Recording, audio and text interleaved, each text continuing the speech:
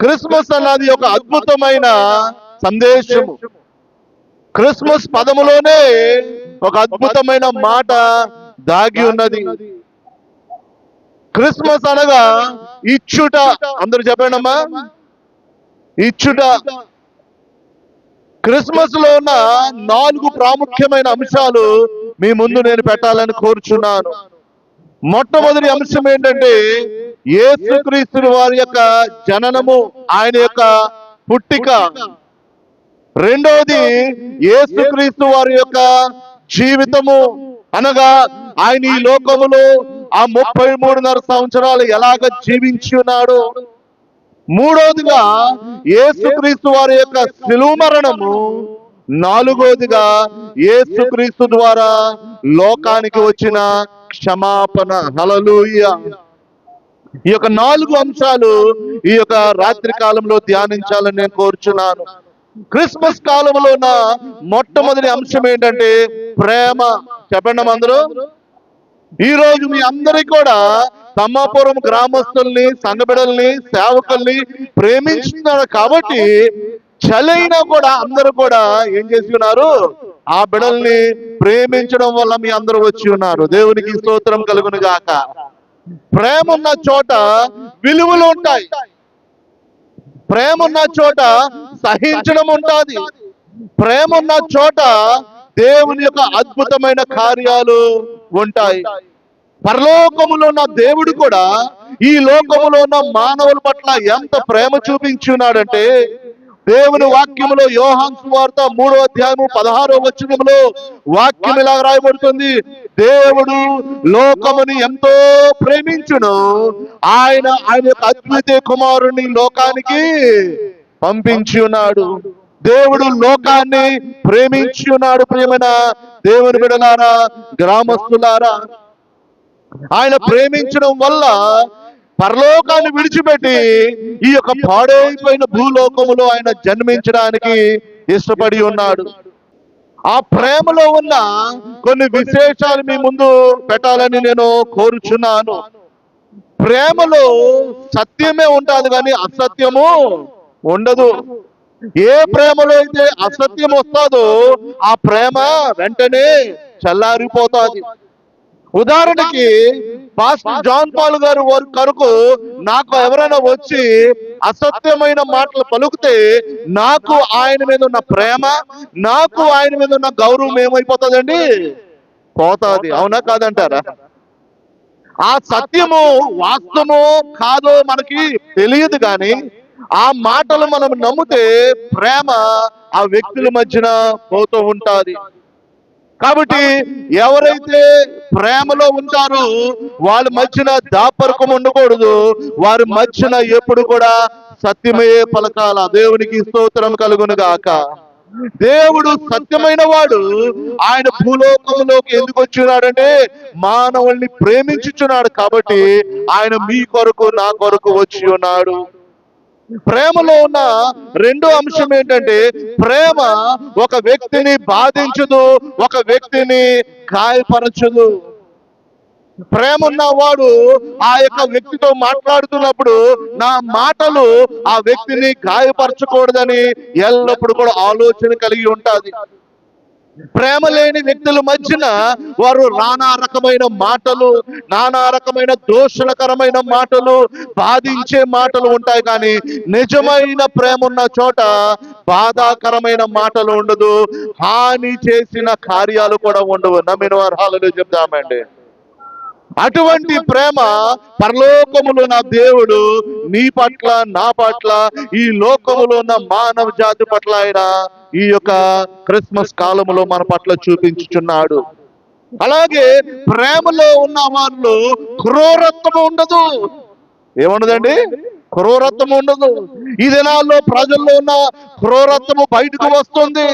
ఎంత క్రూరత్వం అంటే తోటి వ్యక్తిని కూడా ప్రేమించలేని మనస్సు, తోటి వ్యక్తిని కూడా సహాయం చేయలేని మనసు కలిగి ఉండి ప్రజల్లో మృగము స్వభావం బయటకు వస్తుంది. క్రూరముగా ప్రవర్తిస్తున్నారు. ఆ యొక్క ప్రజల్లో ఏమి లేనట్లండి? ప్రేమ లేనట్లు. కానీ పరలోకములో నా దేవుడు ఈ లోకంలో ప్రజల పట్ల ప్రేమ కలిగి వచ్చున్నాడని నేను చెప్పుచున్నాను. హల్లెలూయా. ప్రేమ ఏం చేస్తూ ఉంటుందంటే మనలో ఒక శక్తిని సిద్ధపరిచి ప్రజలకి సహాయం చేయాలని ఆ శక్తి మనల్ని తోస్తూ ఉంటుంది. ఆ ప్రేమ ఏం చేస్తూ ఉంటుందంటే అవసరాల్లో ఉన్న వారికి సహాయపడాలని ప్రేమ కోరుతూ ఉంటుంది. ప్రేమ ఎదుటి వాడిని బలపరచాలని కోరుతూ ఉంటుంది. ప్రేమ నశించిపోయిన వారిని వెతకడానికి ఆశపడుతూ ఉంటుంది. దేవునికి స్తుతి కలుగును గాక. తల్లిదండ్రులకు బిడ్డలు ఉన్నారనుకోండి, ఆ బిడ్డల్లో ఒకడు తప్పిపోతే తల్లిదండ్రులు ఇంట్లో బిర్యానీ చేసుకుని తింటారా, లేకపోతే ఆ బిడ్డ కోసం వెతకడానికి వెళ్తారండి? చెప్పాలా? వెతకడానికి వెళ్తారు. అది ప్రేమ. కాబట్టి ప్రేమించేవాడు ఆ వ్యక్తి ఏం చేస్తాడండి? ఒక వ్యక్తి తప్పు చేసినా, ఒక వ్యక్తి తప్పుపోయినా ఆ వ్యక్తిని మరలా వెతకడానికి ప్రయత్నిస్తూ ఉంటాడు.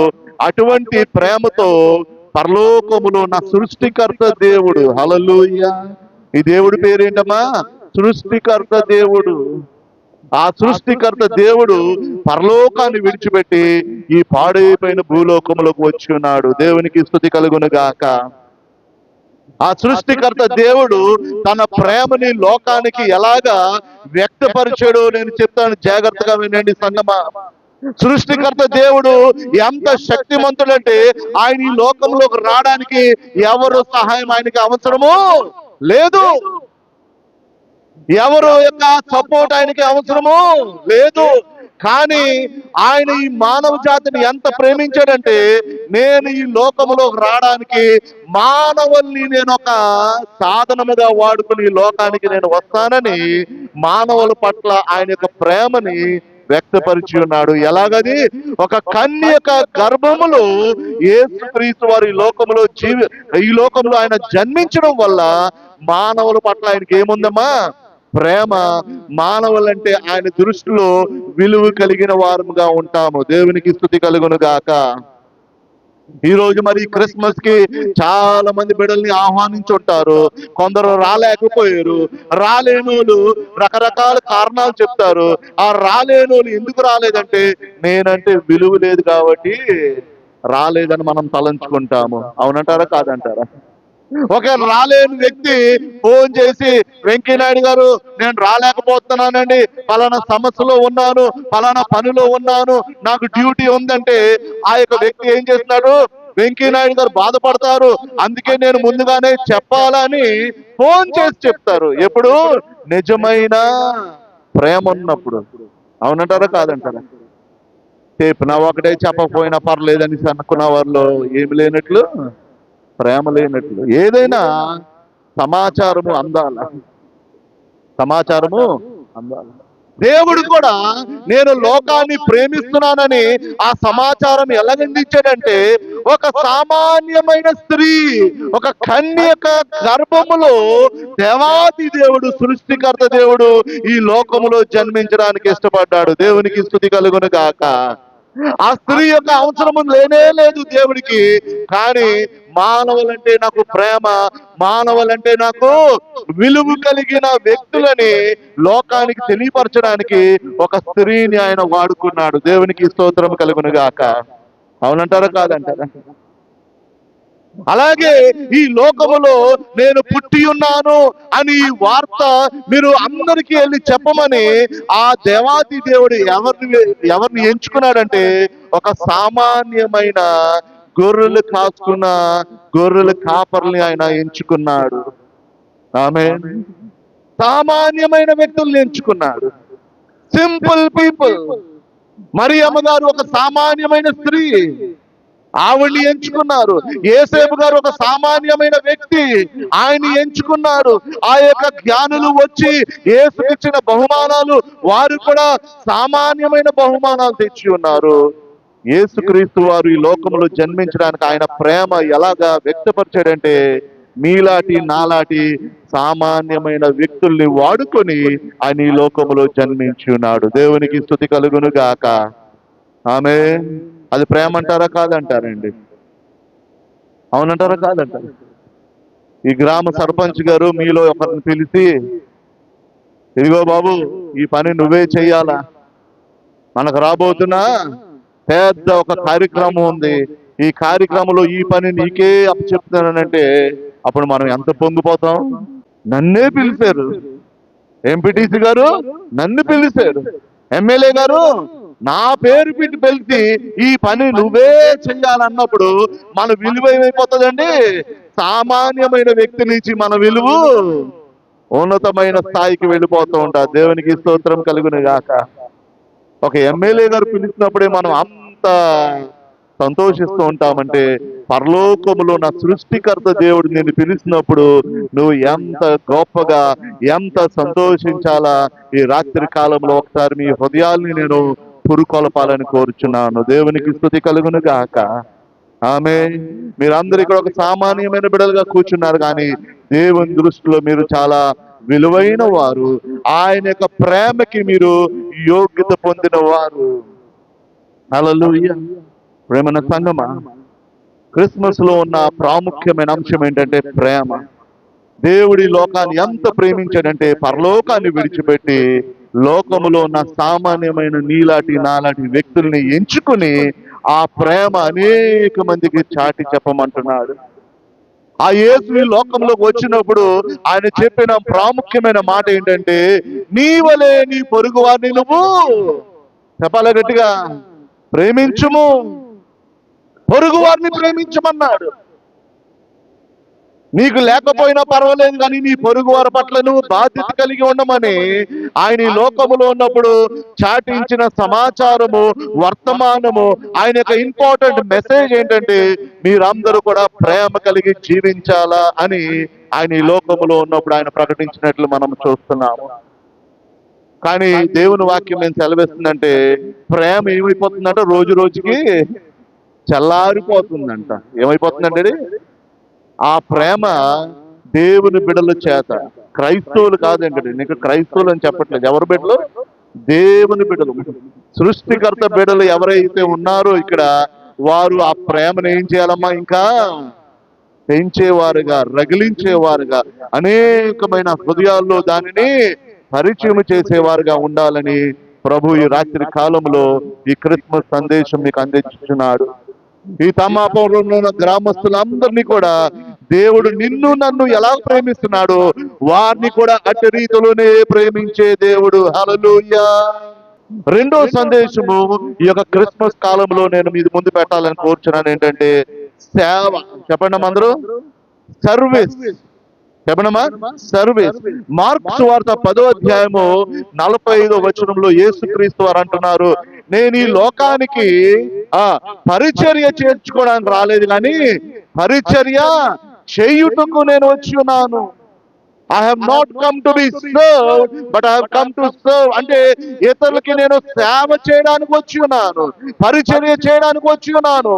కష్టాల్లో ఉన్న వారికి నేను సహాయపడడానికి వచ్చి ఉన్నాను, రోగములో ఉన్న వారికి నేను సహాయపడడానికి వచ్చి ఉన్నాను, బాధించే వారిని నేను బలపరచడానికి వచ్చి ఉన్నాను, రోగములో ఉన్న వారికి నేను స్వస్థపరచడానికి వచ్చి ఉన్నానని యేసుక్రీస్తు వారు చెప్పుచున్నారు. హల్లెలూయా. యేసుక్రీస్తు వారు ఈ లోకములో ఆయన 3.5 సంవత్సరాలు అనేకమైన ప్రాంతాలు తిరిగి గుడ్డి వారికి కళ్ళు ఇచ్చి ఉన్నాడు, కుంటి వారిని ఆయన నడిచే అవకాశం దయచేసి ఉన్నాడు, కుష్టు రోగుల్ని బాగు చేసి ఉన్నాడు, చనిపోయిన వారిని లేవనెత్తి ఉన్నాడు, కుష్టు రోగుల్ని తన సొంత చేతులతో పట్టుకున్నాడు. ఆయన 3.5 సంవత్సరాలు ఏం చేశాడమ్మా? సర్వీస్, సేవ, మానవుల పట్ల సేవ. ఒక సామెత ఉంటది కదండి అమ్మా, మానవుల పట్ల సేవ. ఎలాంటి సేవ అంటమ్మా? మాధవ సేవ. The service towards humanity. ఎప్పుడైతే ఆ ప్రేమ ఉంటాదో, దేవుని యొక్క ప్రేమని హృదయంలో ఎప్పుడైతే ఉంటాదో, నీ పొరుగువాడి పట్ల నీకేం కలుగుతుంది? సేవించే ప్రేమ నీకు కలుగుతూ ఉంటుంది. ఆ ప్రేమ లేకపోతే నీ దగ్గర ఎంత ధనమున్నా, ఎన్ని ఆస్తిపాస్తులున్నా నీ పొరుగువాడి పట్ల నువ్వు చూడవు. ఎందుకు?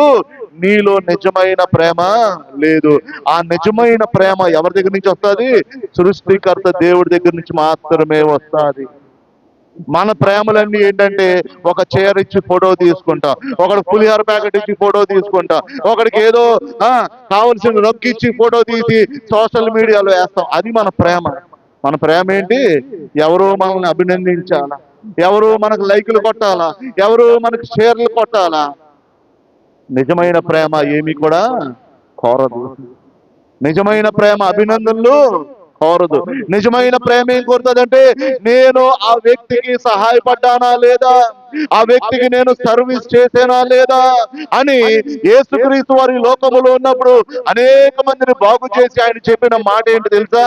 ఇది ఎవరికి నువ్వు చెప్పక, నువ్వు బాగుపడినట్లు ఎవరికి నువ్వు బయలుపరచక.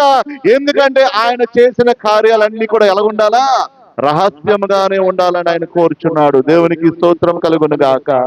నీ కుడి చేతితో చేసిన సహాయము నీ ఎడమ చేయికి తెలియకూడదని వాక్యము సెలవిస్తుంది. క్రిస్మస్ యొక్క నిజమైన సందేశం ఏంటంటే సర్వీస్. మీరు ఏ ప్రాంతంలో ఉన్నారో, ఏ గ్రామంలో ఉన్నారో, ఏ వీధిలో ఉన్నారో, ఆ వీధిలో ఎవరైనా అవసరాల్లో ఉన్న వారికి మీరు సహాయపడుతున్నారా? మీరు ఎటువంటి రీతిలో వాళ్ళకి మీరు ఆ సపోర్ట్ గా ఉన్నారా? ప్రేమ కలిగిన మాట్లాడడానికి ఉన్నారా? సర్వీస్ అంటే ఎప్పుడో ఏదో ఇవ్వాలని కాదండి. ఆ వ్యక్తి పక్కన కూర్చుని వారి యొక్క మనసులో ఉన్న వేదన వినడము కూడా సర్వీసే, అది కూడా సేవే. దేవునికి స్తోత్రం కలుగునుగా. యేసుక్రీస్తు వారు కూడా ఈ లోకములో ఆయన వచ్చిన రెండో ప్రాముఖ్యమైన కారణం ఏంటంటే మానవులకి సేవ చెయ్యాలా. హల్లెలూయా, హల్లెలూయా. మానవుల పట్ల నేను ఎలాగుండాలా? దయ కలిగి ఉండాలా. మానవుల యొక్క కష్టాల్లో నేను పాలు పొందుకోవాలి. వారు ఏ కష్టాలు పొందుతున్నారో ఆ కష్టాల్లో నేను కూడా నడవాలని యేసుక్రీస్తు వారు, పరలోకములు ఉన్న సృష్టికర్త, పరలోకాన్ని విడిచిపెట్టి మానవుల యొక్క సమస్యల్ని అర్థము చేసుకోవడానికి ఆయన ఈ లోకానికి వచ్చి ఉన్నాడు. హల్లెలూయా. ఆయన మానవుడిగా ఈ లోకంలోకి వచ్చాడండి. తన యొక్క దైవత్వాన్ని విడిచిపెట్టాడు, తన శక్తిని విడిచిపెట్టాడు, తన యొక్క ఘనతని, మహిమని విడిచిపెట్టి సామాన్యమైన మానవుడిగా ఈ లోకంలో పుట్టి కష్టం అంటే ఏంటో, సమస్య అంటే ఏంటో, ఆకలి అంటే ఏంటో, రోగం అంటే ఏంటో, వస్త్రహీనత అంటే ఏంటో అవన్నీ కూడా అనుభవించడానికి, ఆ యొక్క అనుభవంలో మానవ జాతిలో కూడా ఆయన నడవడానికి ఆయన ఈ లోకానికి వచ్చి ఉన్నాడు. దేవునికి స్తోత్రం కలుగును గాక. అది ఆయన కలిగిన ప్రేమ లోకం పట్ల. అది నిజమైన ప్రేమ ఉంటేనే ఆ యొక్క బాటలో నడవడానికి మనము ఇష్టపడతాము. దేవునికి స్తోత్రం కలుగును గాక. అటువంటి సేవ యేసుక్రీస్తు వారి లోకములో చేసి ఉన్నారు. అనేకమైన సంవత్సరాల నుంచి భారతదేశంలో అనేకమైన మిషనరీ వారు హాస్పిటల్స్ కట్టి ఉన్నారు, స్కూల్స్ కట్టి ఉన్నారు, కుష్టు రోగుల్ని బాగు చేసి ఉన్నారు, అనాథల్ని ఒక బాటలో నడిపించున్నారు. ఇవన్నీ కూడా ఆ దినాల్లో దేవుని బిడ్డలు ఎందుకు చేశారంటే దేవుని వాక్యం సెలవిస్తుంది, నీ వలె నీ పొరుగువాడిని నువ్వు ప్రేమించుము. యేసుక్రీస్తు వారు ఏ సేవ అయితే ఈ లోకములో మొదలు పెట్టారు, ఏ సర్వీస్ అయితే మానవ జాతి పట్ల ఈ లోకములో చేసి ఉన్నారు, అదే పరిచర్య, అదే సేవ దేవుని బిడ్డలుగా మీరు నేను అవసరాల్లో అనేక మందికి అందించేవారుగా ఉండాలని నమ్మిన వారు హల్లెలూయా చెప్తామండి. దేవుడు మీకు ఇచ్చిన ఉద్యోగము మీది కాదు, దేవుడు మీకు ఇచ్చిన ఆ యొక్క జీతము మీది కాదు. మీ యొక్క అవసరాలు తీర్చుకుంటూ మిగతా వారి యొక్క అవసరాలు కూడా తీర్చాలని దేవుడు పిలుచుతున్నాడు. ఆమె ఈ దినాల్లో మనం అంతా ఏమైపోయామండి?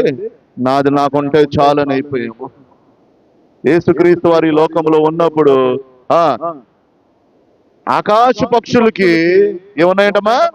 గూడులు ఉన్నాయంట, నక్కలకి బొరియలు ఉన్నాయంట. కానీ మనుష్య కుమారుడు తలవాల్చుకోవడానికి ఒక స్థలము లేదంట. అంటే ఆయనకి ఇల్లు వాకులు లేదు, ఇల్లు వాకులు లేవు. ఆయనంతా కూడా మానవుల యొక్క పరిచర్య, సేవ చేయాలని అదే మనస్తోటి ఉన్నాడు. దేవునికి స్తోత్రం కలుగును గాక. అటువంటి సేవ నువ్వు నేను చేస్తున్నామా? అటువంటి ప్రేమ మన తోటి వారి పట్ల మనం కలిగి ఉన్నామా? దేవుడి రాత్రి కాలంలో ఈ క్రిస్మస్ సీజన్ లో అటువంటి సర్వీస్ నీ జీవితంలో ఉందా లేదా? ఆయన ప్రేమ కొరకు ఈ లోకానికి వచ్చి ఉన్నాడు, ఆ యొక్క సర్వీస్ కోసం ఈ లోకానికి వచ్చి ఉన్నాడు. అదే నిజమైన క్రిస్మస్. నమ్మిన వారు హల్లెలూయా చెప్దామండి. హల్లెలూయా. క్రిస్మస్ అంటే మీరు అందరూ క్రైస్తవులుగా మారిపోమని నేను చెప్పట్లేదు.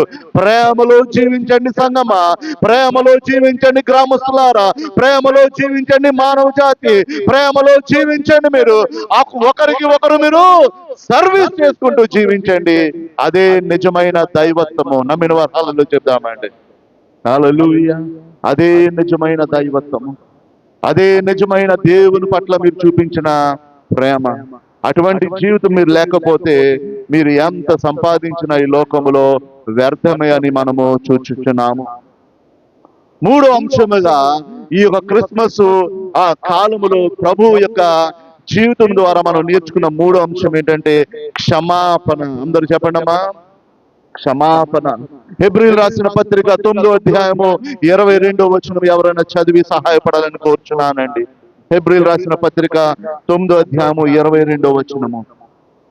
మరియు ధర్మశాస్త్ర ప్రకారము సమస్త వస్తువులను రక్తము చేత శుద్ధి చేయబడుతున్నవనియు, రక్తము చిందింపబడకుండా పాప క్షమాపణ కలగదనియు సామాన్యముగా చాలండి.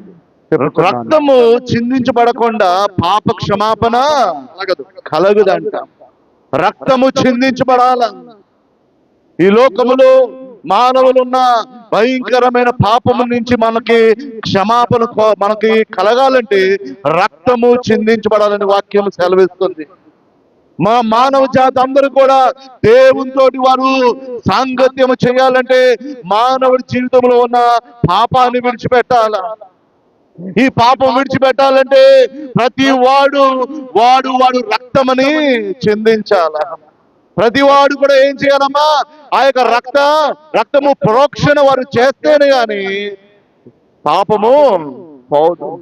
ఈ రక్తన ప్రోక్షణ కొరకు దేవుని బిడ్డలుగా మనము మన పితరులు కూడా అబ్రాహాము నుంచి ఇస్సాకు నుంచి దావీదు వరకు ఈ యొక్క బిడ్డలు మన పితరులందరూ కూడా గొర్రెల్ని మేకల్ని దేవుని సందులో అనేకమైన సంవత్సరాలు బలి అర్పణగా ఇచ్చి ఆ రక్తము ద్వారా పాప క్షమాపణ కలిగి ఉన్నది. కానీ ఆ యొక్క పాపము మానవ జాతిని సంపూర్ణముగా పోలేదు. అప్పుడు తండ్రి అయిన దేవుడు ఆయన యొక్క అద్వితీయ కుమారుడు యేసుక్రీస్తుని ఈ లోకానికి పంపించి ఆయన సిలువలో మరణించడం వల్ల దేవునికి స్తోత్రం కలుగును గాక. యేసుక్రీస్తు వారు సిలువలో ఎందుకు మరణించాడంటే లోకములో ఉన్న మానవ జాతి పాపములన్నీ కూడా ఆయన మీద మోపబడి ఆయన శాపగ్రస్తుడుగా పాపాత్ముడుగా దేవుని దృష్టిలో నిలబడి నిన్ను నన్ను నీతిమంతుడుగా చేసి ఆయన సిలువలో కాళ్ళు చేతుల మీద మేకలు కొట్టి ఒక దోషిగా ఆయన వేలాడి తీసుకున్నారు. ఆయన్ని శాపగ్రస్తుడు అన్నారు. మ్రాను మీద వేలాడి వెళ్ళిన ప్రతి వాడు కూడా శాపగ్రస్తుడు. మన శాపాలన్నీ కూడా ఆయన భరించున్నాడు. ఎందుకంటే ఆయన నీ పట్ల నా పట్ల ప్రేమ కలిగిన దేవుడు. దేవునికి స్తోత్రం కలుగును గాక. ప్రియమైన సంగమా, ప్రియమైన గ్రామస్తులారా, మనము చేసిన పాపాలకి మనమే శిక్ష భరించాలి. ఈ చేతులతో మనం చేసిన పాపాలకి మనమే చేతుల మీద మేకలు కొట్టాలా. ఈ కాళ్ళతో మనం చేసిన పాపాలకి మన కాళ్ళ మీద మేకలు కొట్టాలా. ఈ తలతో మనము ఆలోచించిన అనేకమైన చెడ్డ తలంపులకి మన తల మీద ముళ్ళు కిరీటం పెట్టాలా. ఈ పక్కతోడు మనం చేసిన పాపాలకి మన యొక్క వీపు మీద కొరడా దెబ్బలు కొట్టబడాలా. కానీ ఇవన్నీ కూడా నా బిడలు తట్టుకోలేరు. నేను ప్రేమించిన నా బిడలు తట్టుకోలేరు. ఇది వాళ్ళు సహించలేరు ఈ శ్రమని. కాబట్టి వారి బదులుగా నేను మరణిస్తానని నా బదులుగా సిలువ మీద వేలాడబడ్డానికి యేసుక్రీస్తు వారు ఇష్టపడ్డాడు. దేవునికి స్తోత్రం కలుగును గాక. మానవుల యొక్క రక్షణ కొరకు మానవులు మరలా దేవునితోటి సంబంధం కలపడానికి ఆ పాపం మన జీవితంలో పోతేనే ఆ యొక్క రక్షణ భాగ్యం మనకు వస్తూ ఉంటుంది. ఆ రక్షణ మనకి ఇవ్వడానికి యేసుక్రీస్తు వారు సిలువలో మరణించడము జరిగింది. దేవునికి స్తోత్రం కలుగును గాక. హల్లెలూయా. ప్రేమైన దేవునికి బిడలారా, గ్రామస్తులారా, యేసుక్రీస్తు వారి యొక్క శిలువ మరణం సామాన్యమైనది కాదండి. ఆయన ఏదో శక్తి లేని మరణం అని మీరు అనుకోదు. ఆయన మరణములో గొప్ప అద్భుతమైన శక్తి ఉంది. ఆ శక్తి ఏంటంటే, తండ్రి నేను పాపము చేసి ఉన్నానని నీ నోటితో నువ్వు ఒప్పుకుంటే ఆయన యొక్క రక్తము ద్వారా నేను క్షమించి నిన్ను ఆయన కుమారుడిగా కుమార్తెగా ఆయన అంగీకరించడానికి సిద్ధముగా ఉన్నాడు. దేవునికి స్తుతి కలుగును గాక. అంత గొప్ప ప్రేమ ఆయన లోకం పట్ల చూపించున్నాడు. క్రిస్మస్ కాలం అంటే క్షమాపణ. దేవుని బిడ్డలారా, మనందరం క్రిస్మస్ పండుగ చేసుకుంటున్నాము, కొత్త బట్టలు కొనుక్కుంటున్నాము, కానీ ఒకరిని ఒకరు మీరు క్షమించుకున్నారా? మీ గ్రామంలో ఉన్న ప్రజలు మీరు క్షమించారా? ఎవరైతే మిమ్మల్ని దూషించారో, ఎవరైతే మిమ్మల్ని తిట్టారో, ఎవరైతే మిమ్మల్ని క్రీస్తు కొరకు మిమ్మల్ని తప్పు పెట్టారో వారి దగ్గరికి వెళ్ళి, నానా నేను నీకు క్షమిస్తున్నాను, నువ్వంటే నాకు ప్రేమ, నువ్వంటే నాకు ఇష్టమని అటువంటి ధైర్యం నీలో ఉందా? దేవుడు అటువంటి ధైర్యంలో నడవాలని కోరుచున్నాడు. యేసుక్రీస్తు వారి యొక్క బోధలు అద్భుతమైన బోధలు. నీ పొరుగు వాడిని ప్రేమించుము, నీ శత్రువు కొరకు నువ్వు ప్రార్థన చేయమని దేవుని వాక్యం సెలవిస్తుంది. ఎందుకంటే ఎవరు కూడా నశించిపోవడము దేవునికి ఇష్టము లేదు. క్రిస్మస్ సందేశంలోన మూడో ప్రాముఖ్యమైన అంశం ఏంటంటే క్షమాపణ. దేవునికి స్తోత్రం కలుగును గాక. క్షమించడం వల్ల సమాధానము, సంతోషము కలుగుతూ ఉంటుంది. హల్లెలూయా. ఎప్పుడైతే నువ్వు క్షమిస్తావో నువ్వు చాలా ప్రశాంతముగా నిద్రపోవచ్చండి. నీలో ఎప్పుడైతే క్షమాపణ ఉంటుందో నువ్వు తిన్నది కూడా నీకేమవుతుంది? వంట పడుతుంది. నీలో క్షమించే భావం లేకపోతే నువ్వు ఎన్ని మంచి పదార్థాలు తిన్నా నీ ముఖంలో మాత్రం ఆ సంతోషము ఉండదు. అవునంటారా లేదంటారండి? ఆ యొక్క ఆనందంలో, ఆ సంతోషంలో నువ్వు నడవాలంటే మనము క్షమించడము నేర్చుకోవాలి. ప్రభు అయిన యేసుక్రీస్తు వారు నిన్ను నన్ను ఎలాగైతే క్షమించున్నాడో మనము కూడా మన యొక్క పొరుగు వారిని క్షమించే మనసు మనం కలిగి ఉండాలా. ఉచితముగా నువ్వు పొంది ఉన్నావు, ఉచితముగా నువ్వు ఇవ్వము.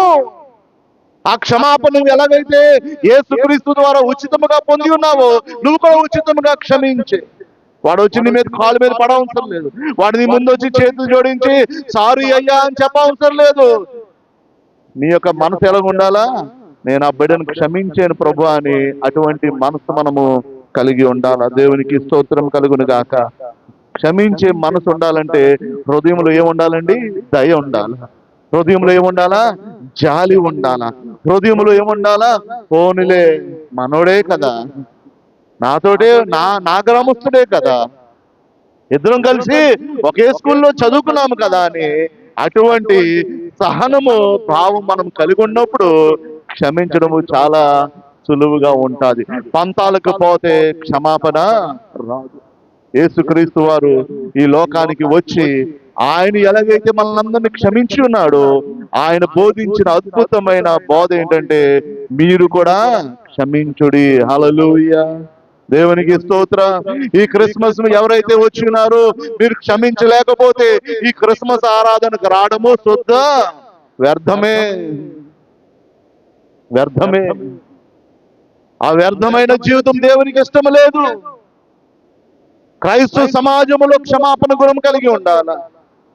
దేవుని బిడ్డలు ఇతరులు గ్రామస్తులను కూడా క్షమించేవారుగా ఉండాలా, ప్రేమించేవారుగా ఉండాలా, వారికి మనము సేవ చేసేవారుగా ఉండాలా. హల్లెలూయా. అదే మన యొక్క పిలుపు. అది దేవుని బిడ్డల యొక్క పిలుపు. దేవుడు మనకు అది ఇచ్చి ఉన్నాడు. మనం మనమే కాదు కానీ దేవుడు ఏం కోరుతున్నాడండి? అందరికీ కూడా మనము ప్రేమించేవారుగా ఉండాలా, అందరినీ మనము సేవించేవారుగా ఉండాలా, అందరినీ మనము క్షమించేవారుగా ఉండాలా. దేవునికి స్తోత్రం కలుగును గాక. యేసుక్రీస్తు వారు ఆ శిలువ మీద రక్తం కారి కారి చనిపోయాడండి. చనిపోయిన తర్వాత ఆయన శరీరాన్ని తెచ్చి సమాధి చేశారు. దేవునికి స్తోత్రం కలుగును గాక. ఈ లోకంలో మీరు నేను చచ్చిపోతే సమాధి చేసిన తర్వాత మళ్ళీ మనం తిరిగి లెగిస్తామా లేదా? కానీ యేసు ప్రభు వారు తిరిగి లేచాడు. హల్లెలూయా. మానవుడు చచ్చిపోయిన తర్వాత మళ్ళీ లెగడానికి శక్తి ఉంటుందంటారా? కానీ యేసుప్రభు వారు ఎందుకు లెగిశారండి? ఎవరైనా చెప్పగలరా? ఆయనకి మరణం మీద జీవం మీద అధికారం కలిగిన వాడు. హల్లెలూయా. మనము ఈ లోకంలో పుడతామో, ఎక్కడ పుడతామో అధికారం మనకి లేదు. ఎవరింట్లో పుట్టాలని కూడా అధికారం మనకి లేదు.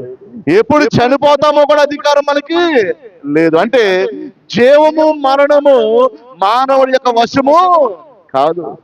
కానీ యేసుక్రీస్తు వారు ఈ లోకంలో జన్మించడము, ఆయన సిలువలో మరణించడము, సమాధి చేయబడ్డము, మళ్ళీ తిరిగి లేకడము ఆయన శక్తి కలిగిన దేవుడని ఆయన ఈ లోకానికి నిరూపించుకున్నాడు. దేవునికి స్తోత్రం కలుగును గాక. మీరు నేను చనిపోతే మనం ఇంకా సమాధిలో ఉంటాం, కానీ యేసుక్రీస్తు వారు ఈరోజు సమాధిలో లేడు, ఆయన తిరిగి లేచి ఉన్నాడు. ఆయన ఎందుకు లేచి ఉన్నాడంటే ఆయన పరలోకానికి వెళ్ళి నీ కొరకు నా కొరకు ఒక నూతనమైన జీవితము, ఒక నూతనమైన స్థలము ఆయన సిద్ధపరచడానికి వెళ్ళి ఉన్నాడు. దేవునికి స్తోత్రం కలుగును గాక. హల్లెలూయా.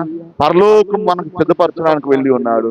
ఆ పరలోకములో తండ్రితో దేవునితోటి యుగ యుగాలు మనం కలిసి జీవించడానికి ఆయన మన కోసం సిద్ధపాటు కలిగి ఉన్నాడు. సంగమా, 4వ అంశం ఏంటంటే నూతనమైన జీవితం ఆయన మనకు అనుగ్రహిస్తున్నాడు. యేసుక్రీస్తు వారి యొక్క పునరుత్థానం వల్ల, ఆయన మరణాన్ని జయించి లెగడం వల్ల నీకు నాకు ఒక నూతనమైన జీవితం ఆయన మనకి అనుగ్రహిస్తున్నాడు. ఈ క్రిస్మస్ కాలంలో ప్రియమైన దేవుని బిడ్డలారా, ప్రియమైన గ్రామస్తులారా, దేవుడు మీ దగ్గర నుంచి నా దగ్గర నుంచి కోరుతున్నది ఒకటే, ప్రేమ కలిగి జీవించండి మానవులారా. హల్లెలూయా. ఎలా జీవించండి? ప్రేమ కలిగి జీవించండి. ప్రేమలో ఏముండదంట? క్రూరత్వం ఉండదంట, ప్రేమలో అసత్యం ఉండదంట, ప్రేమలో కుట్ర ఉండదంట, ప్రేమలో బాధించే ఉండదంట, ప్రేమలో ఇతరుల్ని గాయపరచడం ఉండదంట. అటువంటి జీవితం కలిగి మీరు జీవించండి. దేవుని బిడలుగా దేవుని యొక్క ప్రేమను మనం ఏం చేద్దామమ్మా? వ్యక్తపరుద్దాము. మన ద్వారా ఆయన చేయాలని కోరుచున్నాడు. మన ద్వారా ఆయన యొక్క ప్రేమ ప్రజలకి తెలియపరచాలని కోరుచున్నాడు. గాయపరిచే రీతిలో కాదు, బాధించే రీతిలో కాదు, విమర్శించే రీతిలో కాదు, కృంగి తీసే రీతిలో కాదు, కానీ వారిని మనము బలపరిచే రీతిలో మన యొక్క ప్రేమని ప్రజల పట్ల వ్యక్తపరచాలని దేవుడు కోరుచున్నాడు. 3వ అద్భుతమైన పిలుపు ఏంటంటే క్షమించే పిలుపు. హల్లెలూయా. ఎప్పుడైతే ఆ పిలుపులో మనం నడుస్తామో, యేసుక్రీస్తు వారు మరణాన్ని జయించి ఎలాగైతే సజీవుడిగా పరలోకంలో ఉన్నాడో, ఆ పరలోకంలో కూడా ఆయన మనల్ని తీసుకుని వెళ్ళడానికి ఆయన వాగ్దానం చేసి ఉన్నాడు. హల్లెలూయా. దేవునికి స్తోత్రం కలుగును గాక. సంగమా, మనము ప్రేమించేవారుగా ఉండాలి. రెండోదమా, సేవ చేసేవారుగా ఉండాలి. ఎవరికైతే నిజముగా అవసరమో, ఎవరైతే నిజమైన కష్టాల్లో ఉన్నారో వారు ఎవరైనా కావచ్చు. ఏమండి? వారు ఎవరైనా కావచ్చు, ఏ గుంపుకైనా చెందిన వారు కావచ్చు, కానీ అక్కడ ఏం కనిపించాలా? ప్రేమ కనిపించాలా. ప్రేమలో ఏముండదంటమ్మా? భేదాలు ఉండవు. హల్లెలూయా. ప్రేమలో గుంపులు ఉండవు. వారు ఎవరైనా కావచ్చు. ఆ పట్ల మనం ఏం చూపించాలా? ప్రేమ చూపించేవారుగా ఉండాలా. దేవునికి స్తోత్రం కలుగును గాక. రోడ్డు మీద యాక్సిడెంట్ అయింది అనుకోండి, ఆ యాక్సిడెంట్ అయిన వ్యక్తి దగ్గరికి వెళ్ళి ఏ ఊరు అని అడుగుతావా? లేకపోతే నువ్వు ఏ గుంపుకు చెందిన వారిని అడుగుతావా? లేకపోతే ముందు అంబులెన్స్ కి ఫోన్ చేస్తావా? చెప్పండమ్మా. అంబులెన్స్ ఫోన్ చేస్తాం ముందు. అది నిజమైన ప్రేమ. ప్రేమలో ఏ యొక్క భేదాలు ఉండవని వాక్యం ద్వారా మిమ్మల్ని బలపరుస్తున్నాను. సేవ చేసే అవకాశాలు వెతకండి, క్షమించే అవకాశాలు వెతకండి. దేవుని రాజ్యంలో మనందరము కూడా ఒక దినము ప్రవేశిద్దాము. అదే క్రిస్మస్ యొక్క నిజమైన సందేశము. దేవునికి స్తోత్రం కలుగును గాక. హల్లెలూయా. ఎంతమంది నడుస్తారండి ఈ సందేశంలో? ఈ డిసెంబర్ మాసం ఒకటే కాదు, కానీ సంవత్సరం అంతా కూడా ఇదే సందేశం మన జీవితంలో మనం ఏం చేసుకుంటూ ఉండాలా? నూతన పరుచుకుంటూ ఉండాలా. దేవునికి స్తుతి కలుగును గాక. కాబట్టి ఈ సందేశం మీ హృదయంలో మీరు దేవుడు మిమ్మల్ని భద్రపరిచి ఆ సందేశంలో మీరు నడిచి అనేకులకు మీరు వెలుక్కరమైన బిడలుగా, దేవుని యొక్క ప్రేమని మీరు వ్యక్తపరిచే బిడలుగా దేవుడు మిమ్మల్ని బహుగా గొప్పగా వాడుకును గాక.